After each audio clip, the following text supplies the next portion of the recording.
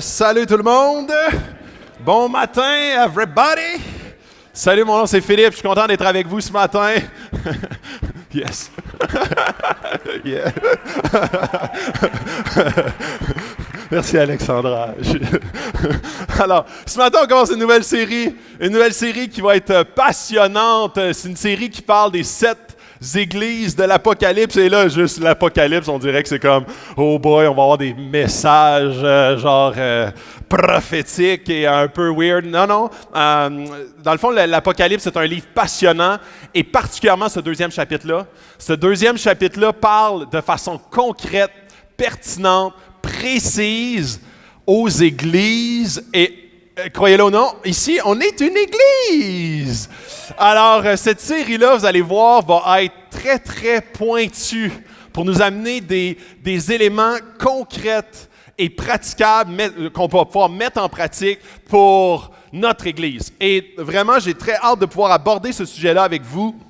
Et dans les 7 prochaines semaines, on va dresser un portrait de justement ce message-là. Et le premier élément, puis j'aime beaucoup le vidéo qui a été faite par l'équipe créative, vous avez 7 nouveaux messages. Et dans le fond, le but de ce deuxième chapitre-là de l'Apocalypse, c'est vraiment de nous amener, dans le fond, c'est Jésus qui écrit littéralement à son Église. Puis dans le fond, quand on dit les 7 églises, c'est juste des profils d'église, avec des tendances dans l'église, avec des éléments qui s'infilent dans l'église pour amener justement l'église à une stérilité, à une mort éventuelle. Et c'est pour ça que c'est extrêmement pertinent pour nous de pouvoir voir qu'est-ce que Jésus a à nous dire. C'est comme si ce matin, et j'ai étudié cet exemple-là il y a 2-3 semaines, quand on a fait la série justement de Bible, sur la Bible. Et la première semaine, je vous parlais comment est-ce que la Bible, c'est comme le message texte de Dieu. C'est comme si Dieu nous envoie un message texte, poup, poup. Et dans le fond, ici, c'est comme si Jésus nous envoie un message texte ce matin, poup, poup. Vous avez un message et Jésus nous dit quelque chose. Alors, ce matin, on va l'explorer, on va voir pour comment est-ce que ça s'adresse à une église précise, mais vous allez voir, il y a plein de parallèles pour notre église ici, ce matin, en 2018. Alors, on commence, et dans le fond, là, la thématique d'aujourd'hui, puis j'ai mis une citation de Voltaire qui dit « Le bon est toujours l'ennemi du meilleur ». Et ce matin, ça va être la toile de fond.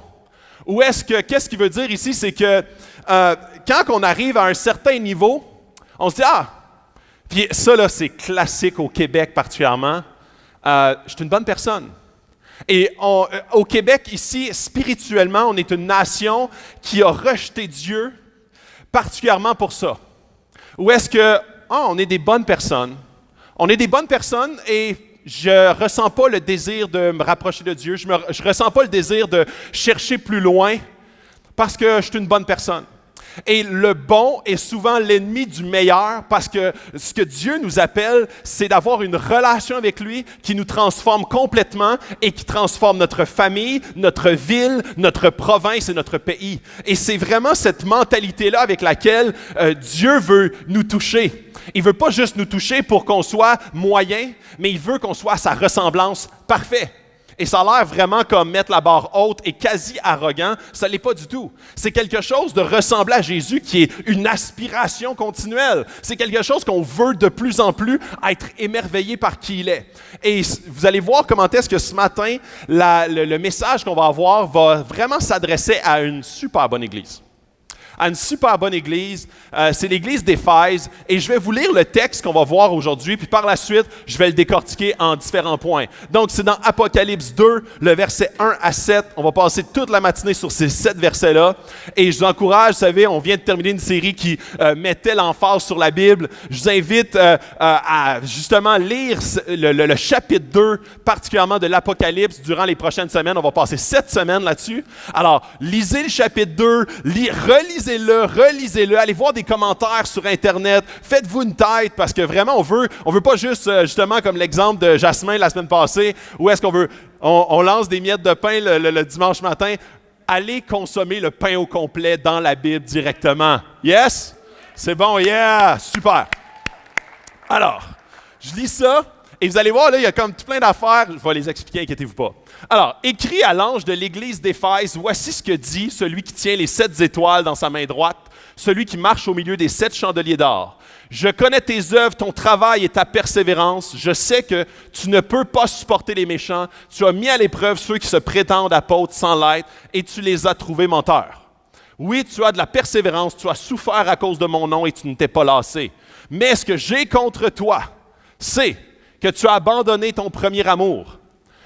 Souviens-toi donc d'où tu es tombé. Repens-toi et pratique tes premières œuvres, sinon je viendrai bientôt à toi et j'enlèverai ton chandelier de sa place, à moins que tu ne changes d'attitude. Cependant, tu as ceci pour toi. Tu détestes les œuvres des Nicolaïtes, tout comme je les déteste moi aussi. Que celui qui a des oreilles écoute ce que l'Esprit dit aux églises. Au vainqueur, je donnerai à manger du fruit de l'arbre de vie qui est dans le paradis de Dieu.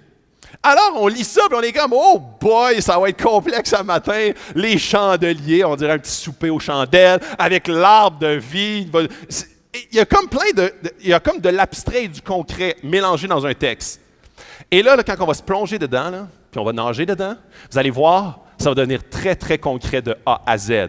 OK? Alors, je commence. Le contexte, OK? Et je vais commencer avec le contexte, puis chaque semaine, on va commencer avec le contexte parce qu'il faut absolument voir le contexte, à quel type d'église ça s'adresse, pour voir ce qui est écrit dedans, comment est-ce que ça prend place. Alors, il dit « Écrit à l'ange de l'église d'Éphèse ». Et ça, il y a deux courants de pensée, puis je les expose les deux sans me prononcer sur lequel, parce que ça n'a pas beaucoup d'importance. Il y a des commentateurs qui disent c'est soit au berger de cette église-là, donc au pasteur de cette église-là, au leader de cette église-là, qui veille sur le troupeau, ou c'est littéralement à un ange. Un ange, dans le fond, qui veille sur l'église, qui a à cœur le cheminement de l'église, que l'église devienne de plus en plus pertinente, de plus en plus en action et centrée sur la mission. Donc ça, c'est les deux points de vue. Alors, c'est fait pour la personne qui veille sur l'Église. Voici ce que dit celui qui tient les 7 étoiles. Et ça, c'est Jésus. Et les 7 étoiles, puis c'est vraiment intéressant parce qu'il parle de comment est-ce qu'il tient les 7 étoiles dans sa main droite, celui qui marche au milieu des 7 chandeliers d'or. Alors, les 7 étoiles, l'Église de Jésus, là, dans le Nouveau Testament, on voit comment est-ce que c'est la prunelle de ses yeux. Il est mort pour son Église. Il aime tendrement son Église. OK? Alors, lui, là, ses églises, c'est vraiment très important pour Jésus. Il a une passion et il est mort pour chacune de ces églises-là. Et quand on parle des 7 églises, c'est pas que ces 7 églises-là ont une importance plus grande que les autres. C'est que ces 7 églises-là représentent toutes les églises et toutes les tendances d'église, les profils d'église. C'est comme si Jésus s'adresse à, OK, toi, tu es plus un intello, parfait. La deuxième église te ressemble bien gros. Toi, tu es plus un créatif, un artiste. La 4e va beaucoup te ressembler. Toi, tu es quelqu'un qui a subi beaucoup de souffrance dans ta vie. Ah, la 2e, vraiment pour toi. Alors, ce qu'il dit, c'est, tout le monde est englobé dans ces 7 églises-là. Alors, vous allez voir comment est-ce qu'à travers cette série-là, on a plein de caractéristiques qui vont toucher notre Église. Et quand je dis notre Église, c'est pas juste, puis c'est très important, puis ça on le répète très souvent, c'est pas l'institution, là. C'est pas le nom Acts 21. L'Église, c'est les gens, c'est vous ça, l'Église. Alors, c'est les gens qui la composent. Alors, quand il parle aux Églises, il parle pas juste à la coquille, il parle aux individus qui sont dedans. Et les individus qui sont dedans n'ont pas tous les mêmes défis et n'ont pas tous les mêmes éléments qui viennent diminuer leur impact. Alors, il dit, il tient les églises, il tient les étoiles. Les étoiles, là, c'est comme, ça brille pour lui dans ce monde. On le voit comment est-ce que, puis il y a 2 allusions à la lumière, les étoiles et les chandeliers. Les étoiles font référence à, ça brille dans la nuit et les chandeliers, ça éclaire quelque chose. Alors, c'est 2 images pour représenter le rôle de l'Église. Il y en a que, puis dans le fond, il les tient.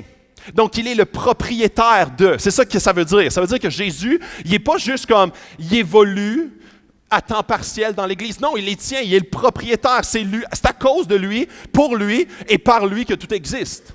Et il marche au milieu de ces églises.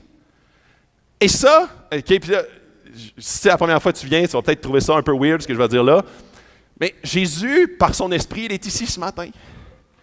Et il est dans son Église. Il n'est pas juste une entité lointaine, une entité que genre, j'ai hâte un jour de le rencontrer. Non, tu peux le rencontrer ce matin. Parce que son esprit vit dans chaque chrétien. Alors, Jésus n'est pas, il est premièrement le propriétaire, mais il est aussi le propriétaire qui travaille sur le plancher. Il travaille dedans sa business. Et c'est pour ça qu'il a très à cœur ce qui suit. L'Église d'Éphèse maintenant, parce que cette lettre-là, ou cette portion de lettre-là, est adressée à l'Église d'Éphèse. Laissez-moi vous parler comme 4 minutes. Hein, c'est précis ça, hein? Chronométré, 4 minutes sur l'Église d'Éphèse. L'Église d'Éphèse, c'est une église qui est... je vais parler premièrement de la ville. La ville d'Éphèse, c'est une ville extraordinaire, extrêmement cosmopolitaine. Il y a du monde, c'est une église variée, très, très commerciale. Dans le fond, il abrite une des 7 merveilles du monde, le temple d'Artémis, un immense temple de 2 terrains de football avec de l'or, du marbre. C'est pas pour rien que c'est une des 7 merveilles du monde. Et là-dedans, il y a toutes sortes de choses qui se passent que je vais traiter dans 2 petites minutes, dans 1 minute 30.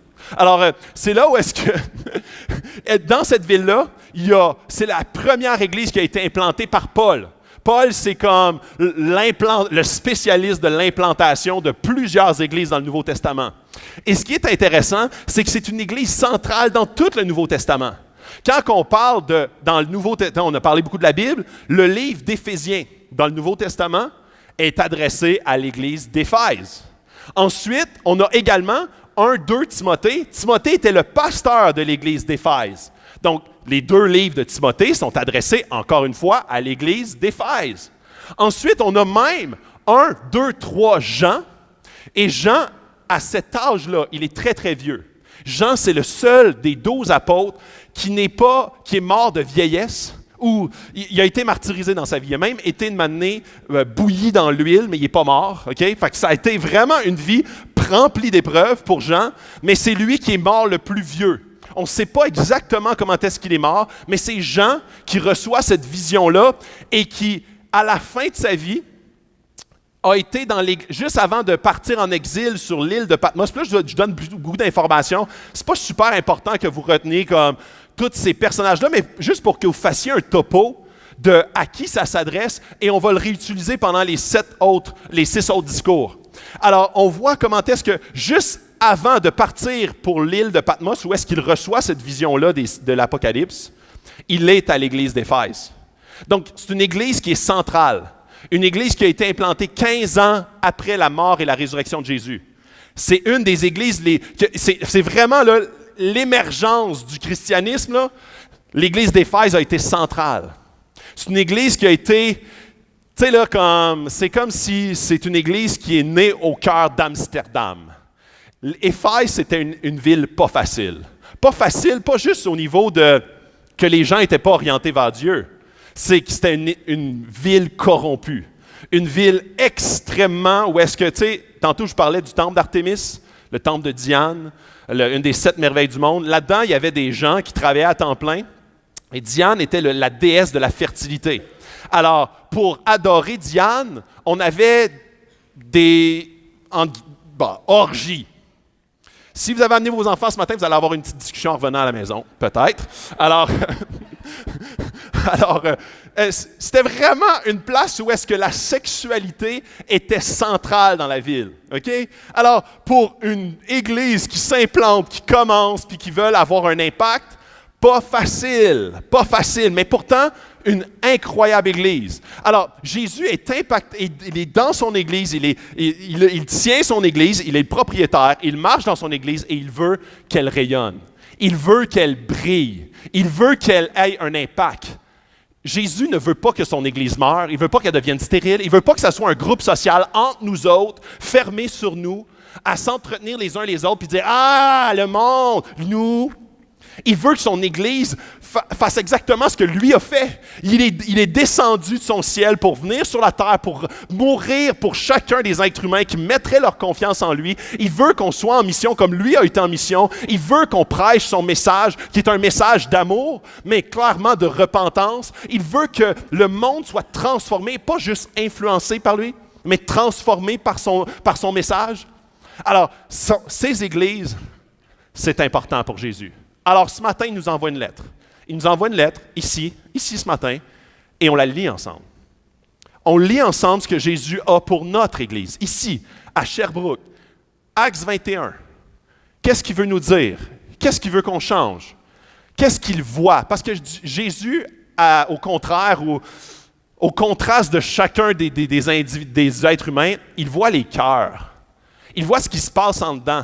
Donc, on ne peut pas y cacher seulement par nos belles actions ce qui se passe vraiment dans notre cœur. Alors, je continue. Ce matin, c'est les 3 points que je vais faire. Le diagnostic, positif, négatif. Ensuite, la solution. Et finalement, le résultat. On commence avec le diagnostic plus. Je connais tes œuvres, ton travail et ta persévérance. Je sais que tu ne peux pas supporter les méchants. Alors, je commence avec tes bonnes œuvres. Bonnes œuvres, c'est vraiment comme tes BA. Et ça, c'est juste comme, t'es du bon monde. Vraiment, t'es du bon monde.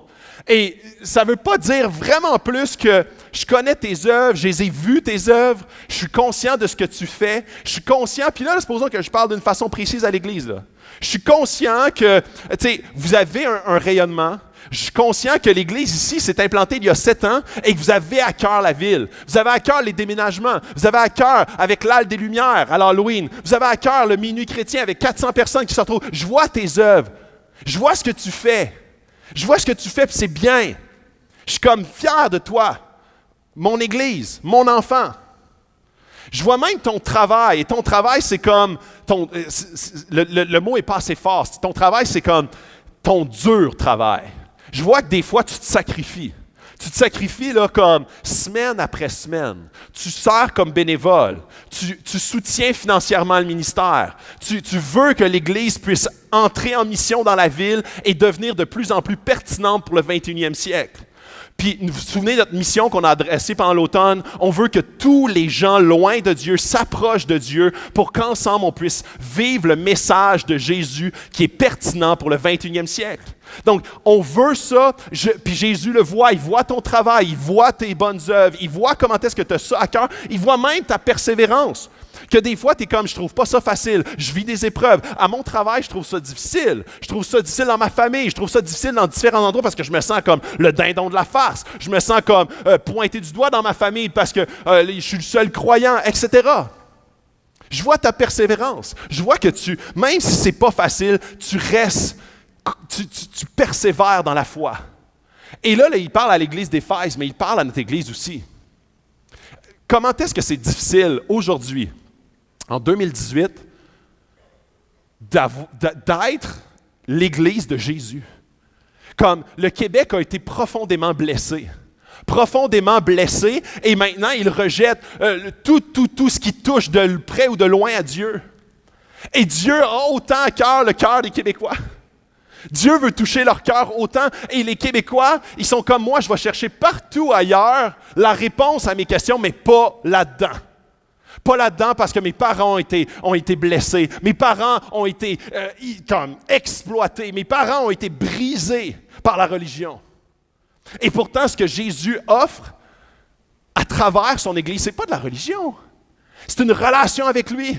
C'est une relation qui est totalement personnelle. Premièrement, avec chacun des individus, mais après ça, avec la collectivité, la communauté, son Église. Et la persévérance, je sais pertinemment qu'on vit dans une pression spirituelle intense. C'est pas facile de se lever un matin et de commencer à lire la Bible. Quand on a notre fil d'actualité Facebook, quand on a la télé, l'ordinateur, quand on est bombardé d'informations qui sont interactives, qui sont allumantes, on prend un temps avec Dieu. Puis moi, je trouvais ça tellement drôle parce que cette semaine, mon petit gars, il avait beaucoup de peine. Parce que j'y ai donné une conséquence, et la conséquence, c'était que je ne le taquinerais pas. Parce que lui, on a une petite routine, le soir, je le taquine. Lui, il dit « kékine ». Il y a 2 ans et demi, fait que là, lui, il veut que je le kékine. Puis kékine, c'est littéralement le battre, là, tu sais. Je le martyrise au fond, puis il capote bien raide. Puis ça, là, il revient de la garderie, puis il est comme « kékine, papa, kékine ». Il est déjà enligné sur le UFC, là. Et c'est très différent avec ma fille, mais lui, c'est enligné. Puis là, je me souviens pas exactement, mais il y avait désobéi, fait que ce soir-là, il n'y avait pas de kékine. Et là, il était triste. Puis là, il pleurait. Puis là, je le prenais dans mes bras. Puis là, je dis, veux-tu compris Dieu? Puis là, il était comme, ouais. Puis là, il dit, Dieu! Réponds pas, Dieu! Réponds pas! Et là, c'est sûr que là, j'étais, oh. Non, pas de kékine. Mais Des fois, on se sent tellement de même, tu sais. On est comme, hey, c'est tellement plus facile d'appeler quelqu'un, d'avoir une voix réelle que d'aller dans la prière, d'être attentif au Saint-Esprit qui veut te parler, mais que, comme mon petit gars, c'est comme, Dieu, l'entend pas! Et c'est là où est-ce que ça prend de la persévérance. Ça prend de la persévérance parce que la foi vient de la parole de Dieu, vient de ce que l'on entend, et ce qu'on entend vient de la parole de Dieu. Okay? Et la foi, c'est le résultat de ce que l'on ne peut pas voir et toucher. La foi réside dans tu sais, la foi, c'est pas juste de confirmer avec quelque chose de tangible. La foi, c'est intangible et c'est pas facile. Quand on vit dans un monde très, très, très tangible, particulièrement pour les gens qui sont très, très terre à terre, c'est un défi pour eux, la foi. Et imaginez comment est-ce que la foi est attaquée de toutes parts. Jésus, Dieu est attaqué de toutes parts, la Bible est attaquée de toutes parts. Donc, ça prend de la persévérance. Dans une société de matérialisme, d'hypersexualisation, les valeurs fondamentales du christianisme sont attaquées de toutes parts. Ça prend de la persévérance, restez là.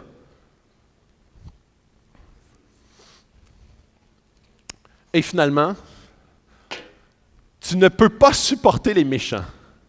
Et là, on est tous d'accord. Ah non, supporter les méchants. Dans notre tête, un méchant, c'est un vrai méchant, là. Un vrai méchant. Et c'est drôle, supposons que je vous disais vraiment c'est quoi un méchant pour Dieu. Le barème est totalement différent que notre barème à toi puis moi. Et supporter, il y a d'autres traductions qui disent tolérer. Et comment est-ce qu'au Québec, la valeur de la tolérance, c'est une valeur universelle? Et pourtant, et là, je vais faire attention, là, parce que je vais dire d'autres éléments plus tard qui vont venir balancer. Mais l'intolérance, à certains égards, c'est ce que Dieu demande. Parce que des fois, l'hyper-tolérance, la tolérance à toutes les sauces, finit que par tuer l'Église. Parce qu'il n'y a plus de valeur, il n'y a plus de direction, il n'y a plus de « on obéit à Dieu ». L'obéissance, non, si tu le files, vas-y. Ça, c'est ma religion. Si ton cœur te le dit, suis-le. Donc, on n'a plus cette notion-là de dire, non, même si je ne le file pas, je vais obéir à ce que Dieu me demande. Ça, c'est comme, t'es weird, toi? Non, comme, si notre cœur est devenu l'essence principale et notre Dieu principal. Je vais lui obéir à comment est-ce qu'il va me gouverner, me dicter quoi faire. Et c'est là que, quand on parle de tolérance et même d'intolérance, on est comme, oh, OK, toi, ton Dieu est intolérant. Mais c'est parce que si on est tolérant, tu n'as plus de foi en rien. Tu n'as plus de croyance. Tu n'as plus de direction. Tu n'as plus de ligne de conduite. Et j'ai un verset que je vous ai mis dans Actes 19, 10. Et j'ai deux versets un après l'autre qui va parler justement de ça. Ça, il parle encore une fois, puis encore une fois, Acte 19 parle de l'Église d'Éphèse. Il y a beaucoup, beaucoup de passages dans le Nouveau Testament qui parlent de l'Église d'Éphèse. Il dit, « Cela dura 2 ans, si bien que tous les habitants de l'Asie, juifs et non-juifs, entendirent la parole du Seigneur. » C'était une Église en action. C'était une Église qui grandissait. C'était une Église avec un impact. Parce qu'ils sont persévérants, parce qu'ils font des bonnes œuvres, parce qu'ils font du travail acharné, ils ont un impact. Tu sais, en 2 ans, là, ils ont parlé de Dieu à toute la ville. Et quand il parle d'intolérance, Éphésiens 5, 3 et 4, écrit à l'Église d'Éphèse, il dit que l'immoralité sexuelle, on a de la facilité à parler de comme le vol, on est tous d'accord parce que tu viens jouer dans mes plates-bandes. Le meurtre, encore pire, là tu viens jouer vraiment dans mes plates-bandes. L'adultère, oh yeah, je suis d'accord parce que là, tu sais, c'est pas cool ça. Là, viens pas jouer dans ma sexualité par contre. Et c'est là où est-ce que, quand on parle de tolérance, il y a une ligne que les Québécois ont appris à ne plus franchir pour acheter la paix. Les Québécois, ils ont du sang latin. Ils ont du sang latin et c'est des gens qui aiment beaucoup l'absence de conflit. Et l'absence de conflit nécessite de rester toujours politiquement correct, d'être toujours gris. Même si notre zone grise élimine la zone blanc et noir. Et ce que ça fait, c'est que c'est un peuple qui accommode de façon universelle. Ce qui nous apporte sans teinte, sans couleur. Et ça, c'est un débat là, qu'on retrouve souvent sur la place publique. Les accommodements raisonnables. Et le Québécois moyen, ce qu'il aimerait le plus au monde, c'est accommoder tous. Sauf qu'après ça, il se retrouve à dire j'ai plus de culture, moi. J'ai plus de préférence. J'ai même plus de ça, c'est mes valeurs et ça n'est pas mes valeurs. Et c'est là où est-ce qu'on se retrouve un peuple gris. Parce que justement, on a une valeur de tolérance ultime. Et ça vient très challenger les Québécois d'entendre un verset comme ça. Je vois que tu es intolérant envers les mêmes choses que je suis intolérant.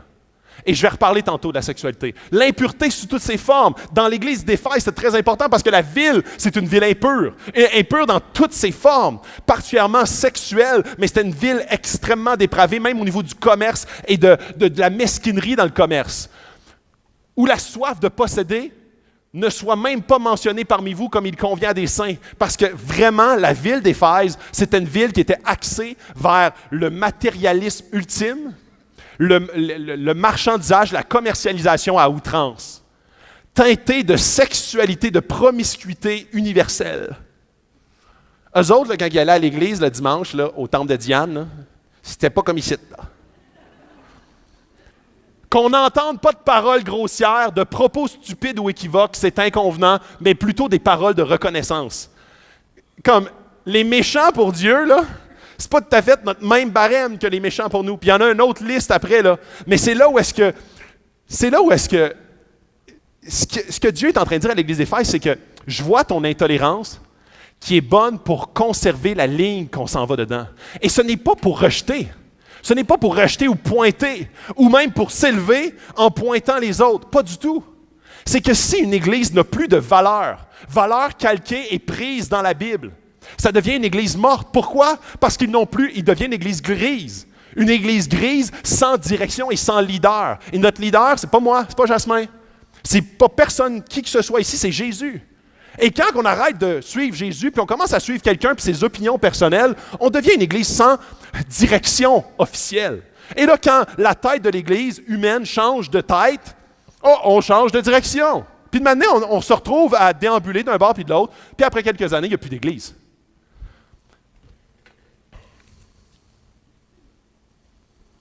Je continue. Alors, tu as mis à l'épreuve ceux qui se prétendent apôtres sans l'être, et tu les as trouvés menteurs. Oui, tu as de la persévérance, tu as souffert à cause de mon nom et tu ne t'es pas lassé. Ici, il fait référence à comment est-ce que c'est important de détecter des faux prophètes. Et là, je vais passer juste quelques minutes là-dessus, parce que c'est important, très souvent, tu sais, on a des bergers qui prennent soin tu sais, souvent, Jésus utilise cette analogie-là. Il est le bon berger qui prend soin de ses brebis. Et même des fois, il y a un don dans la Bible, dans Éphésiens encore une fois, qui parle il y a le don de berger ou de pasteur. Et pasteur, nous autres, on l'attribue souvent à celui qui parle à une église, qui est en charge d'une église. Mais pourtant, ça n'a pas rapport. Un berger, un pasteur, c'est un berger, quelqu'un qui prend soin du troupeau, quelqu'un qui prend soin des blessures des gens, qui fait du counseling avec eux, etc. Et c'est là où est-ce que, des fois, on va, en tant qu'église, on est appelé à aimer, justement, d'être des bons bergers. On est des brebis, on est appelé à aimer les brebis, aimer les bergers, mais on est appelé à ne pas aimer les loups. Et des loups, ils aiment les brebis, mais pas pour la même raison. Ils veulent leur croquer une patte. Donc, des fois, il y a des gens qui s'infiltrent avec une doctrine qui n'est pas celle qu'on retrouve dans la Bible. Et ça, ce que ça fait, c'est que si tu les laisses se propager, ton Église devient une Église qui n'est plus centrée sur Dieu, sur Jésus, sur la Bible, mais sur les loups qui s'infiltrent de façon rusée. Et c'est là où est-ce que, dans une tonne, puis je vais mettre l'emphase sur religion, utilisant la Bible comme espèce de couverture de façade, finissent que par avoir une doctrine qui ne vient pas de la Bible. Et c'est là où est-ce que l'Église meurt. L'Église meurt parce que la doctrine fondamentale, ce qui fait en sorte que l'Église est en vie, ce n'est pas si on réussit à avoir le plus de monde. La doctrine fondamentale, c'est celle qu'on retrouve d'une façon très claire dans la Bible. Le roi de toutes les églises doit être Jésus. si on se détourne et si on rajoute des choses à la Bible, si on rajoute des choses à ce qu'il faut pour le salut, si on rajoute des choses à la Bible, au message central de la Bible, on est en train de se créer une religion. Et éventuellement, cette religion-là va diminuer ou pénaliser le nom de Dieu. On le voit au Québec. On l'a vécu au Québec. Et c'est là qu'aujourd'hui, les gens sont comme Dieu. Ah, tu crois ça, toi? Ah, c'est de l'arnaque. Puis là, tu creuses un peu et tu valides les choses. Et très souvent, ils sont comme ça. Et ils pointent des fausses doctrines utilisées par l'Église et la religion pour manipuler, contrôler les gens. Et c'est là où est-ce qu'il faut s'en tenir à ce que dit la Bible, ni plus ni moins.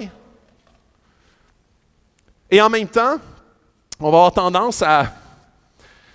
Des fois, on va avoir tendance à tellement être sélectif, tellement pointer tout comme une fausse doctrine, parce que ça nous enorgueillit. Ça nous amène exactement comme les pharisiens, à faire comme moi, je suis capable, vous n'êtes pas capable. Et là, quand on se retrouve à avoir une seule bonne église au Québec, là, on a un autre problème. On a un problème d'arrogance, de pharisianisme.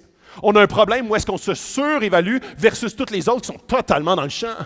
Et c'est là où est-ce qu'on a des différentes personnalités, on a des différentes façons de communiquer l'information, mais on a tous le même Dieu. Tant qu'on a le même Dieu, la même Bible, la même obéissance, la même direction et le même roi qui est Jésus, fine. Des fois, on devient tellement sélectif, on pointe tout comme des faux prophètes. Pourtant, il y a une doctrine fondamentale. Et ici, c'est ce qu'on appelle ce qui est dans la main fermée, ce qui est dans la main ouverte. Il y a des choses ici qu'on est prêt à mourir pour. Et j'en ai nommé quelques-unes. On est prêt à mourir parce que quand on dit que Jésus, c'est notre roi, on est prêt à mourir pour ça. Que Jésus, c'est Sauveur et Seigneur, qu'on doit passer par lui pour avoir accès à Dieu. On va mourir pour ça. C'est dans la main fermée. Là. Ça, là, on ne passera jamais à côté de ça. Dans la main ouverte, on a beaucoup d'éléments. La façon dont on fait la louange. Un matin, on pourrait avoir du piano classique. Un autre matin, on pourrait avoir du rap. Pas de problème. Main ouverte. On pourrait faire ça dans une autre salle, dans un sous-sol. On pourrait faire ça n'importe où. On pourrait faire ça dans une maison. Main ouverte. On pourrait le faire je pourrais le faire avec une grosse chaire. Je pourrais le faire en ayant un autre style complètement. Puis main ouverte. On pourrait le faire en faisant la zone enfant d'une manière complètement différente. On pourrait faire l'église le mardi. Main ouverte. Je pourrais en nommer beaucoup d'autres, mais on va arrêter là. Et parfois, les bagarres, les batailles, les luttes, les bonnes œuvres dans l'Église nous conduisent à la perte de la vision de l'essentiel. Nous conduisent à rater l'objectif de Dieu pour nous. Et ça, je vais embarquer dans le diagnostic. Je sais qu'après mon départ, ça c'est encore une fois dans Actes, qui parle encore des faux prophètes, qu'après mon départ, des loups cruels s'introduiront parmi vous et ils n'épargneront pas le troupeau. De vos propres rangs surgiront des hommes qui donneront des enseignements pervertis pour entraîner les disciples à leur suite. Donc, ça parle encore des faux prophètes, des faux apôtres. Mais le diagnostic, moins. Il dit, vous êtes une excellente Église, mais j'ai une chose contre toi. Mais ce que j'ai contre toi, c'est que tu as abandonné ton premier amour. Tu as oublié l'essentiel, tu as oublié ce qui fait ta force. C'est ma relation avec toi. Tu peux faire toutes sortes de choses dans la ville, tu peux être impliqué à mort, tu peux donner de l'argent aux communautés, tu peux être impliqué partout dans la ville. Mais si tu oublies ça, tu oublies l'essentiel. Et puis je vais vous donner l'image d'un couple. Un couple qui peut être un bon couple, dans le sens qu'ils se côtoient bien, ils s'occupent bien de leurs enfants, ils ont des responsabilités, ils les assument bien, ils ont des rôles déterminés, puis tout va bien. Mais s'ils oublient leur amour mutuel, s'ils arrêtent de se poursuivre l'un l'autre, ils vont arriver de manière à coloquer, à être des colocataires, et ça ne fonctionnera pas à long terme. Parce qu'ils ont arrêté de se poursuivre, ils ont arrêté de construire leur couple, de se poursuivre l'un l'autre. Ils ont arrêté de bâtir, de partager leur espoir, leur lutte. Ils ont arrêté d'être attachés au cœur de l'autre. Et si avec Jésus, ça devient une relation de colocataire, où est-ce que je lis ma parole, mais c'est d'une manière mécanique. Je prie, mais c'est encore d'une manière mécanique. Je ne me laisse plus influencer par l'Esprit, je ne me laisse plus diriger par lui. Je passe à côté de l'essentiel. Et là, je veux absolument qu'on puisse s'arrêter pour réfléchir comment est-ce que toi, tu te situes par rapport à Jésus? Dans ton baromètre d'affection, d'amour envers Jésus, où est-ce qu'il se trouve? Est-ce que pour toi, le christianisme t'a amené une certaine sécurité, une certaine constance? Sans plus. Passion pour Jésus. Si Jésus est seulement un concept théorique pour toi, mais pas une personne à aimer, on va passer à côté de l'essentiel du message de Jésus. Il faut absolument que tu m'aimes. Je ne parle pas de moi, là, Jésus. Si tu n'aimes pas Jésus, toutes tes actions vont être motivées par un autre désir qui n'est pas sain.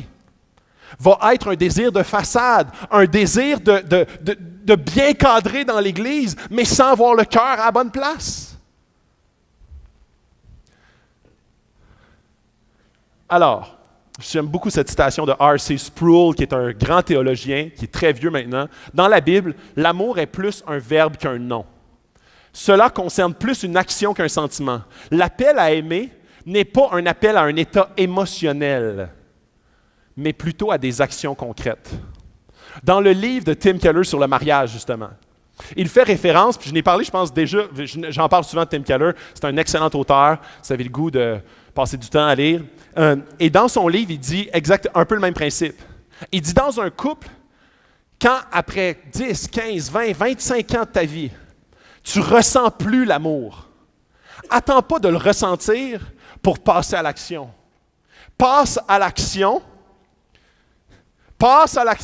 et les émotions vont suivre. Et ça fait beaucoup référence à ce que je parlais tantôt. Comment est-ce que si ton cœur te gouverne, je ne le file pas, je ne ferai pas ça envers elle ou envers lui. Ça veut dire que toute ta relation de couple va être basée sur ce que ton cœur ressent. Et parfois, dans la vie, il y a des éléments qui viennent diminuer l'état émotionnel. Et si l'amour que tu éprouves pour l'autre, c'est seulement ton feeling que tu éprouves dans ton cœur, tu vas être motivé à faire des actions basées sur cette émotion-là qui réside dans ton cœur ou ne réside pas. Et ça risque de tuer ton mariage, ça risque de tuer ta relation avec Jésus parce que justement, tu dis, je le file plus, je le ferai pas. Je ne passerai plus à l'action parce que je le file pas. Et ta vie avec Jésus, ta relation avec Jésus devient stérile, devient monotone. Alors, qu'est-ce qu'il nous dit? La solution. Il nous dit 3 choses. Il nous dit 3 choses, je pense que je l'ai mis après. Repense, repens et repratique. C'est ça qui est écrit dans le verset. Alors, souviens-toi, repense. Repense à... Puis là il dit, souviens-toi donc d'où tu es tombé. Puis là, je vais te donner 2 éléments comme repense à quand tu m'as rencontré. Quand tu as découvert Jésus, si tu es né dans une famille chrétienne, des fois, ça s'est fait de façon progressive. Mais souviens-toi de qu'est-ce que j'ai fait pour toi. Souviens-toi, médite là-dessus. Tu dois absolument te refocuser sur « c'est vrai ». C'est le même. C'est le même que j'étais passionné, j'étais en feu, j'étais comme le premier à parler. Le monde me regardait un peu croche parce qu'au Québec, c'est pas populaire de parler de Jésus, mais j'étais en feu, j'étais passionné, j'étais comme ça me démange. Repense à ça, je suis le même. C'est la même chose dans un couple. C'est la même fille que tu as mariée il y a 10, 15, 20 ans. C'est le même gars que tu as marié il y a 10, 15, 20 ans. Comme, repense à ça, repense dans ta tête, souviens-toi ce que j'ai fait pour toi. Et comment tu étais quand tu m'as découvert. Quand tu m'as découvert et tu as découvert ce que j'ai fait pour toi. Quand tu as découvert que je suis ton sauveur, qu'à cause de moi, tu as une relation maintenant avec Dieu, que tu n'es plus sous l'emprise de la mort du péché, mais tu es adopté, tu es un enfant de Dieu. Souviens-toi ce que j'ai fait pour toi à la croix, que je suis allé jusqu'à mourir pour toi, souffrir pour toi. Mais je t'ai prouvé par ma résurrection que je ne suis pas resté dans le tombeau. J'ai prouvé par ma résurrection que ta vie, qui est peut-être morte aujourd'hui, peut être ramenée à la vie. Souviens-toi de ça. Et ensuite, il continue en disant, le deuxième, il dit, repens-toi. Il dit, repens. Et on est comme, oh, repens, wow, la repentance, là. Regarde, je suis une bonne personne, moi, là. Bonne personne, persévérant, je suis comme toujours, je suis comme seté comme une horloge. J'ai pas besoin de me repentir. Les repentants, là, c'est ceux qui sont vraiment là, dans les gros péchés. Là, c'est ceux que je suis capable de voir que leur vie va vraiment pas bien. Mais moi, ça va bien. Puis Jésus me l'a dit au début de sa lettre. Il m'a dit, tu es une bonne église, mais tu as perdu ton amour pour moi. Et savez-vous quoi? On a besoin de se repentir de ça. On a besoin de se repentir de notre autosuffisance de la présence de Jésus dans nos vies. Si Jésus est seulement un concept et n'est plus une personne, on a besoin de se repentir de ça. Et se repentir, j'ai une citation super pour comme vraiment nous remettre dedans. C'est John Stott, un autre théologien qui est très vieux mais extrêmement pertinent. Il dit « La repentance est un changement définitif de toute pensée, un minding différent, mot, acte et habitude qui est connu pour être faux. Il n'est pas suffisant de ressentir des remords ou de faire une sorte d'excuse à Dieu. Ça ne sert à rien de t'auto-flageller. Faire « OK, là, je vais me sentir mal, bientôt, je vais avoir une larme qui va arriver, là, je le sens. » C'est pas ça la repentance. Fondamentalement, la repentance est une question ni d'émotion ni de parole. C'est un changement d'esprit et d'attitude envers le péché qui mène à un changement de comportement. Tu dois croire qu'il y a une vérité et un mensonge. Tu dois croire qu'il y a une direction à adopter et une direction à éviter. La marche avec Jésus est une marche sur un terrain, sur un chemin qui est étroit. Et ça, en même temps, ce chemin-là qui est étroit n'est pas un chemin qui est juste comme comment je le feel et le dimanche je vais être une bonne personne. C'est un chemin qui est main dans la main avec Jésus parce que sans sa présence dans ma vie, je suis rien. Sans sa présence dans ma vie, les motifs humains de mon cœur vont reprendre le dessus. Sans la présence de Jésus, main dans la main avec lui sur ce terrain, sur ce chemin-là étroit, je vais m'éloigner de lui, je vais commencer à m'attacher à ce que mon cœur désire et ça va me conduire sur un chemin qui n'est pas le sien. La repentance, c'est la prise de conscience qui amène un changement de comportement. Ce n'est pas juste un remords quand ton cœur va le filer.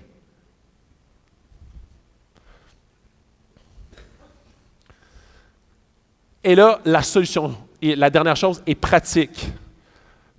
Repratique. Refais. Repasse à l'action. Donc, il dit, au début, repense. Repens. Repratique. Refais les mêmes choses. Reviens passer du temps avec moi.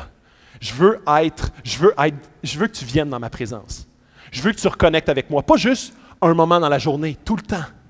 Je veux que quand tu as un challenge dans une relation avec un ami, je veux que tu me demandes mon opinion pour venir t'aider à ce moment-là.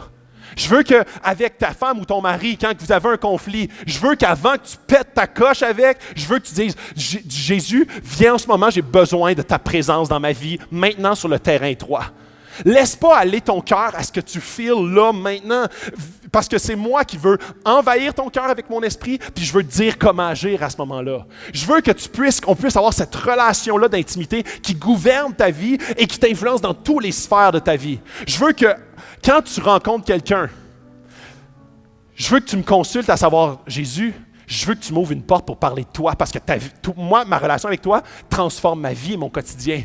Puis j'aimerais ça y en parler. Pas pour cocher que j'ai parlé à quelqu'un de Jésus aujourd'hui. Non, parce que ça me démange. Ça me démange parce que c'est comme, ça me passionne. Fait que là, c'est comme, faut que je me retienne. Non. Oh oui, maintenant, l'esprit me pousse. Faut que je te parle de quelque chose. C'est là où est-ce que la marche avec Jésus, c'est une marche qui est pas une fois par jour, une fois par semaine, le dimanche. C'est une marche qui est minute après minute. Et ça te prend surtout pour les jeunes générations, là. Puis je me considère encore un peu dedans, là. Je commence à sortir, là, mais tu sais, on est un peu trouble de l'attention, nous autres, là, tu sais. Fait que là, de se concentrer sur Jésus puis de dire, OK, je veux que tu sois avec moi tout le temps.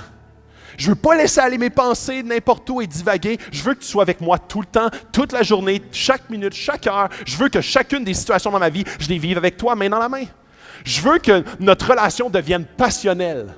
Passionnel, pas gouverné par mon émotionnel, mais passionnel parce que je vois ce que tu fais en moi. Je vois que sans toi, ma vie devient vraiment très aléatoire et tout croche.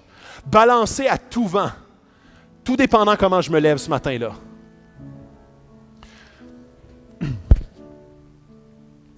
Le résultat, sinon je viendrai bientôt à toi. et j'enlèverai ton chandelier de sa place à moins que tu ne changes d'attitude. Il est en train de dire, si vous n'êtes pas une église passionnée de moi, vous n'aurez plus d'impact. Vous allez être une gang, une bunch de people, c'est des bons jacks, des bonnes personnes. C'est tout. Vous n'allez pas être un chandelier qui éclaire la ville. Vous ne serez pas une église que j'utilise pour transformer la ville. Vous ne serez pas une église avec un impact extraordinaire.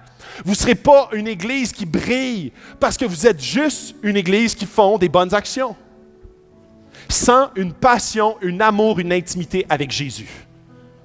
Et là, regardez bien, il continue en disant, « Cependant, tu as ceci pour toi. Tu détestes les œuvres des Nicolaïtes, tout comme je les déteste moi aussi. » Et c'est intéressant, les Nicolaïtes, on a peu d'informations, mais c'était ceux vraiment qui faisaient le culte de Diane.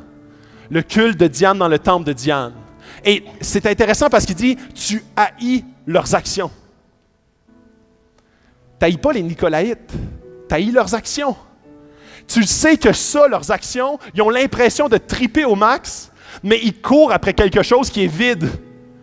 Et quand ils vont découvrir une relation intime avec Jésus, ils vont être complètement transformés. Puis c'est ça qu'on doit prier en tant qu'Église. Que Jésus se renouvelle, que Jésus se révèle plutôt à la ville de Sherbrooke, que Jésus se révèle à chacun de nos cœurs. Parce qu'on a besoin de se repentir et de repratiquer nos actions qu'on faisait au départ, nos actions d'intimité avec lui. Et là, c'est très important. Il dit que celui qui a des oreilles. Et là, toute la lettre, OK? Puis on ne le voit pas trop en français parce qu'il utilise beaucoup le verbe tu. Tu sais, tu repens-toi, il parle à toi. Mais dans le texte original, il parle toujours au vous. Comme vous devez, il parle à la collectivité, à l'Église. Et là, il arrive au dernier verset. Il dit, l'Église n'est pas composée de une seule collectivité. C'est toutes des individus. Et là, il devient personnel à ce moment-là. Là, c'est vraiment toi, que celui qui a des oreilles écoute. Et là, il parle à chacun d'entre vous. Chaque personne, individuellement. T'as-tu des oreilles? Il parle à toi. Écoute, de façon individuelle. Tu ne peux pas te fondre dans la masse. Tu ne peux pas dire, moi, je vais à une bonne église, c'est nice. Mon futur est assuré parce que mon église est bonne. Marche plus là. Toi, individuellement, chacun dans cette salle, que ce soit la première fois que tu mets tes pieds ici ou la 100e fois que tu mets les pieds ici, Jésus te parle ici ce matin à toi, individuellement. Si tu as des oreilles, écoute ce que l'Esprit dit à l'Église. Ce n'est pas un message pour l'entité collective seulement, c'est un message pour chacun des individus dans cette salle. Et si tu te fonds dans la masse et tu espères dans la masse, ça ne fonctionne pas comme ça, le christianisme. Le christianisme, c'est une relation intime et personnelle avec Jésus. Et quand tu rentres dans cette relation personnelle et intime avec Jésus, tu fais partie de son Église. Son Église, ce n'est pas Axe. Ce n'est pas les autres églises de la région de Sherbrooke, c'est toutes les églises. Tous les chrétiens ensemble, c'est son Église. C'est la prunelle de ses yeux, il est mort pour elle. Alors, toi, ce matin, si tu as des oreilles, écoute ce que l'Esprit veut te dire à toi. Est-ce que le message de ce matin t'interpelle toi? Oui. Moi, en tout cas, je sais que c'est un message qui m'interpelle moi. C'est un message qui vient m'interpeller à moi personnellement, et pas l'Église, mais moi, qui fais partie de l'Église. Et c'est là où est-ce que je veux terminer avec une petite finale. On est toujours, dans ce passage-là, on voit comment est-ce qu'il y a deux contrastes qui s'affrontent. On voit la vérité et l'amour. L'Église d'Éphèse, c'est une Église qui était très ancrée dans la bonne doctrine, très ancrée dans la vérité sans amour.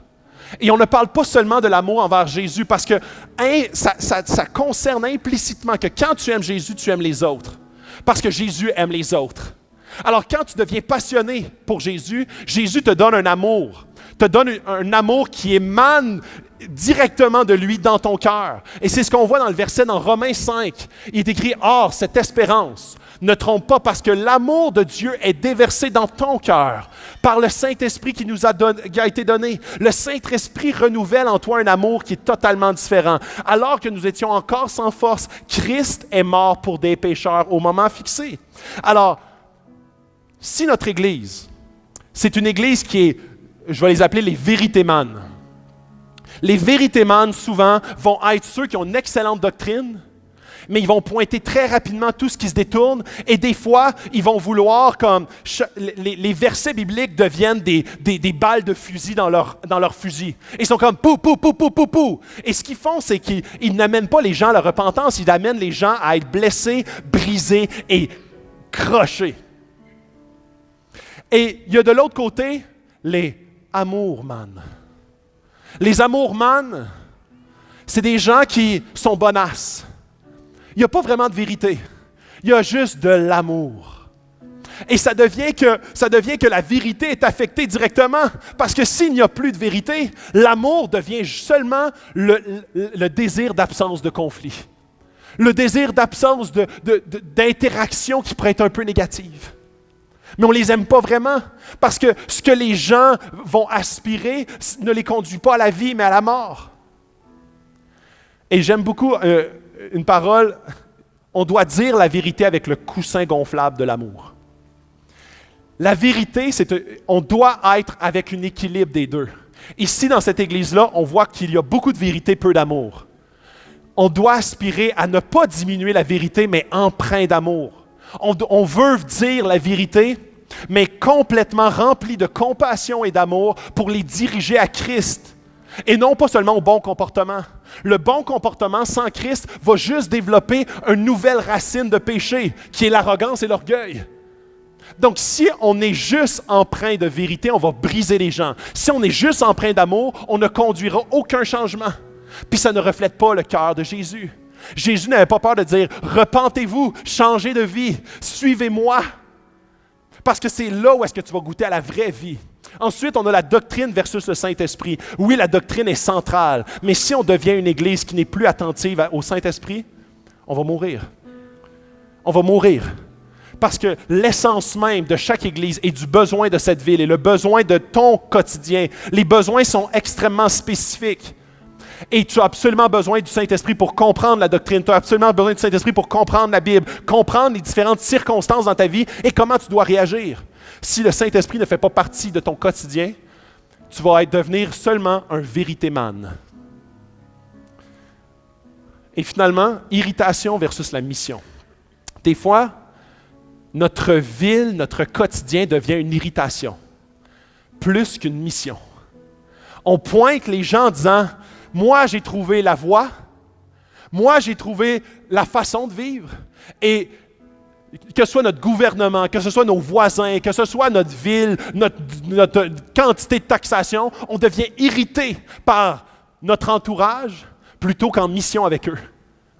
Jésus il est venu et il nous a dit « Faites de toutes les nations des disciples. » Des disciples, pas de votre Église, des disciples de Jésus. Il dit comme, baptisez-les au nom du Père, du Fils et du Saint-Esprit et enseignez-leur à obéir à ce que je vous ai prescrit, parce que c'est là qu'est la vie. Et finalement, Jésus, c'est-tu un concept ou une personne pour toi? C'est-tu un concept enseigné de façon abstraite par ta famille, tes parents, un ami, à l'Église? Ou c'est une personne avec laquelle tu peux tomber en amour? On doit être une Église qui recherche continuellement à tomber en amour avec Jésus. Pas avec l'Église. Je parle du nom, de la façon de faire. Si on n'est pas premièrement en amour avec la personne de Jésus, notre Église deviendra stérile et elle va mourir dans quelques années. C'est une mise en garde que Jésus nous envoie ce matin. C'est une mise en garde que chaque personne qui a des oreilles et qui est habitée de l'Esprit soit attentif à ce que l'Esprit te dit ce matin. Pars d'ici en ayant un désir de vouloir repratiquer, de repenser, de te repentir, de repratiquer. D'être en amour avec Jésus.